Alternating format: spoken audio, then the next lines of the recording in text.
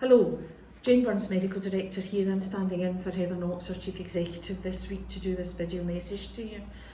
Heather's on annual leave this week, and I think it's really important to recognise that we all need to take our annual leave on a regular basis. I'm certainly looking forward to my annual leave in next month, in fact.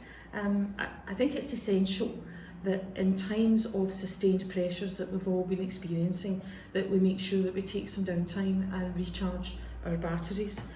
If you don't have annual leave to take, I think it's just as important to make sure that you try and protect some time during your days off so that you can recharge and prepare for your next series of shifts in the coming week.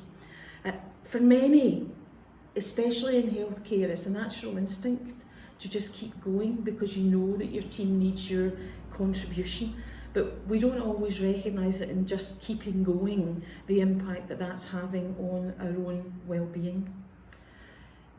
Part of that instinct as a healthcare provider is that care and compassion for our patients is the last thing that is impacted, because that's the most important thing to us. So it's sometimes our relationships with those that we work with that suffers. And I have noticed when I speak to people across all of our healthcare systems that stress and anxiety is in everybody's face and in everybody's voice. And it's quite easy in those circumstances to just be a little bit short with people, even those within your immediate work family, without realising that you're being a little more curt than you intend to be. And also I think it's human nature in those circumstances to sometimes feel a sense of injustice, that you and your team are working harder than everybody else and you have doubts that other people are working as hard as you are.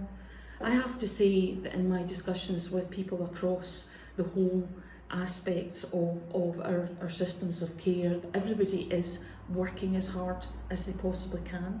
They may be working differently, and that might make it less visible to other teams that they are working as hard as they ever have. But it's really, really important that we all understand that, and that we all make sure that we retain kindness and respect to all of our colleagues, because the only way that we are going to be able to recover from the stresses and strains that this pandemic has put onto our systems of care is if we all work together with a common purpose. So that's the key message that I want to share with you this week. I want you to know that it's not just Lanarkshire that's under this level of pressure. All other boards in Scotland are experiencing a similar level of stress as Lanarkshire is.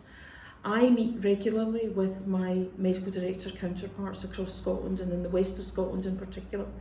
And I know that my nurse director colleagues, finance directors, HR directors, chief execs and directors of acute services all meet with their counterparts, and we learn from each other and share what is working and what has not worked so that we can optimise the care that we provide for our patients. Offering and accepting that mutual aid is really important as we move through these stresses and we head into the winter months. So this week I'm pleased to say that we've got an offer of mutual aid, and this time from our military colleagues. Many of you will know that we've had military aid. It's described as MACA, which is military assistance to a civilian authority.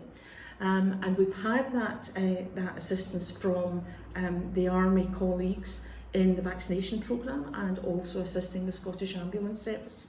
But this week we are very pleased to say that we're having 63 clinical staff who are coming from the military to be able to support our frontline clinical services. They're currently undergoing induction, and hopefully they'll be able to start work in our frontline clinical services later this week.